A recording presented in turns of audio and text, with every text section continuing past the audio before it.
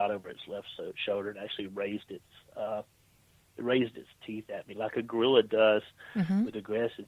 Uh, I don't really know. There's not really any documented cases except in the 1800s where Bigfoot supposedly attacked a human being. You know, uh, so I guess anything could get rabies, even a Bigfoot if it's an animal. I guess it could happen. Uh, there are been some cases of the government killing these creatures. I know for a fact. Now, were they rabid? Maybe so. I don't really know, but I have heard of that happening in certain cases. Now, was it rabies? I don't know. Is it something with their genetic makeup that maybe they just go off the reservation like a human does? I'm very positive, sure that that's the case. Well, yeah, you brought up an interesting point when you said that it bared its teeth at you like a gorilla does when it's in an aggressive state or a defensive state also. Right. But, Right. these are primates. People are Yep. like, oh, these are interdimensional beings and they're this and they're that and the other. But first and foremost, they are a form of primate.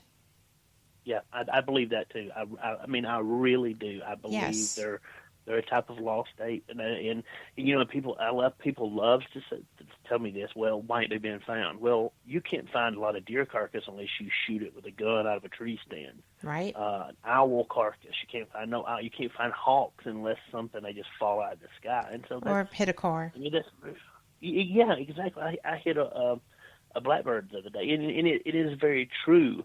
Now I've come across a lot of crazy looking mounds in the woods, and they were not Native American. They were small. There wasn't a tree that had fell over, and the root system had pulled it up. And I thought, it's just, would this be somewhere where something like this was buried?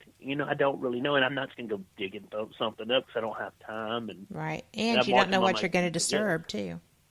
That's right, because it would be my luck. I'd do a Native American, have something follow me home, and I would not want that, Well, and I really wouldn't. well, I've had something follow me home before, and it's very disconcerting, but I was fortunate in my case. So that, when I said, you don't have to go home, but you can't stay here because I told you couldn't come in the first place. So that Right. worked in my case, but it doesn't all the time. So, no, you don't want to encourage things to follow you home, and you don't want to disturb mounds that you may find when you're off trying to be the great Bigfoot hunter. Jonathan Oh is yeah. trained and has educated about this stuff, so And I don't want, and I know Bigfoot can come home and knock on my wall. I did a investigation at Horse Creek Cemetery with John and Bill, and they were John wanted to do a Halloween episode, so we did it. And we got this bad thermal of a woman with stringy hair on this grave because they've got these little houses built in over them. But the bad thing is, 3 days later, my wife kept getting woke up in the middle of the night, somebody tapping her on her shoulder. And after that, I was like, no. I'm either going to plead the blood of Jesus or have some kind of protection if I do that again. And that's kind of why I've not really ventured into the paranormal that much. And I have an opportunity. I have a big fascination with it. right. I know Bigfoot's not going to follow me home. Well, except to get something to eat. Exactly. So, and I've really thought about doing more paranormal. I know a lot of paranormal places in the woods, but there's just hesitation. It's not time yet for that. So I follow my instincts.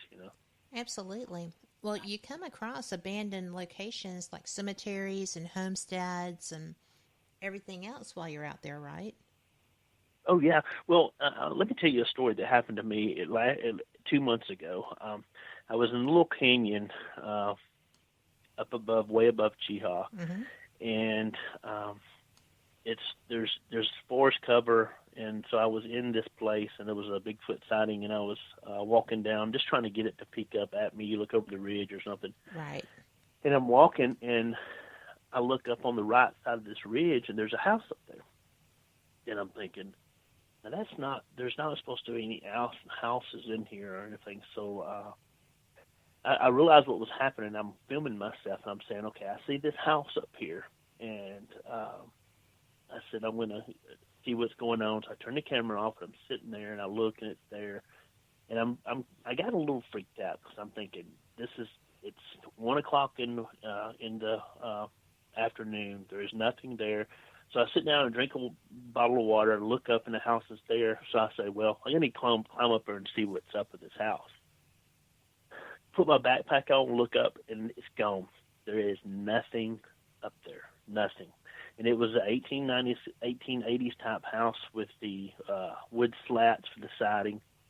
And I'm like, oh crap, what has just happened to me? And I'm kind of freaking out. So I climbed the ridge, 1,000 feet, and it was rough terrain. Get there, get to the top. There is nothing there. There's no foundations. There's no root cellars.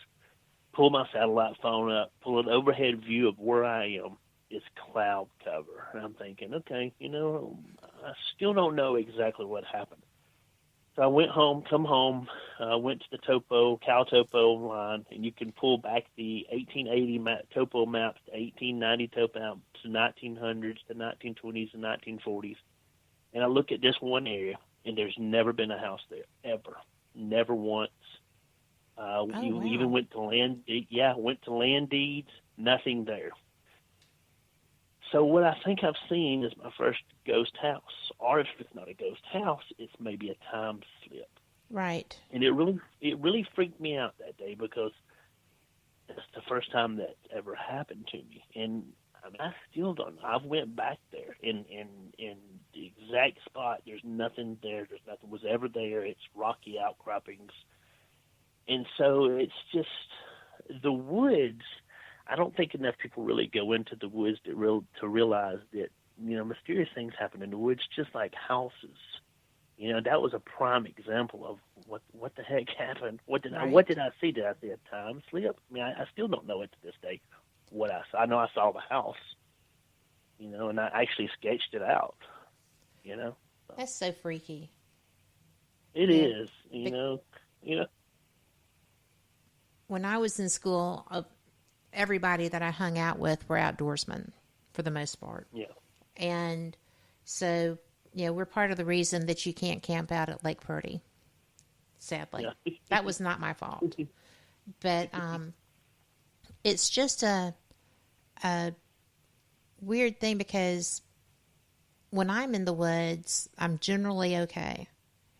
As long as I have on something, high on my feet and there's nothing slithering around me because I am so Indiana Jones when it comes to snakes. But do you, and we only have a couple of seconds before we go to break, but when we come back, I want to talk about like lost time experiences, like experiencing a time slip like that.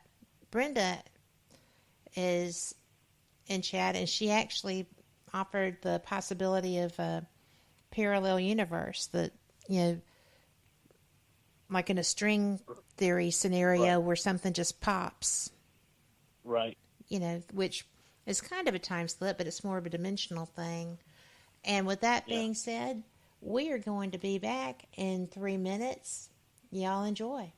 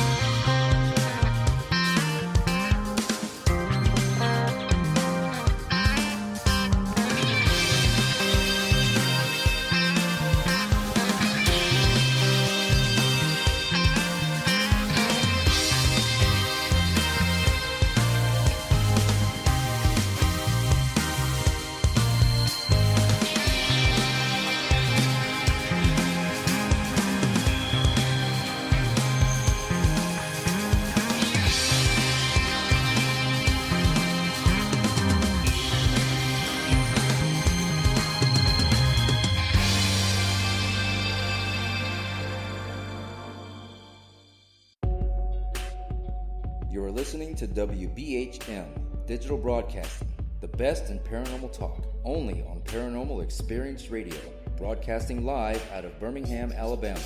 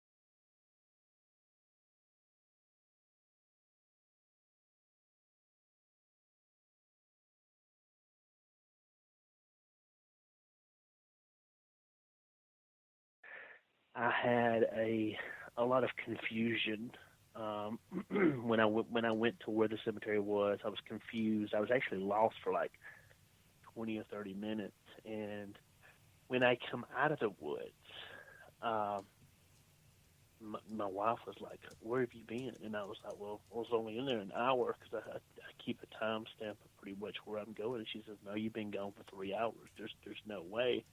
It actually caused me a lot of problems because she didn't know what I was doing, and I didn't know that I had lost that time. When I got back home, I reviewed some of my footage, and you can see this creature in my footage that almost looks like a deer head with antlers standing on the bank.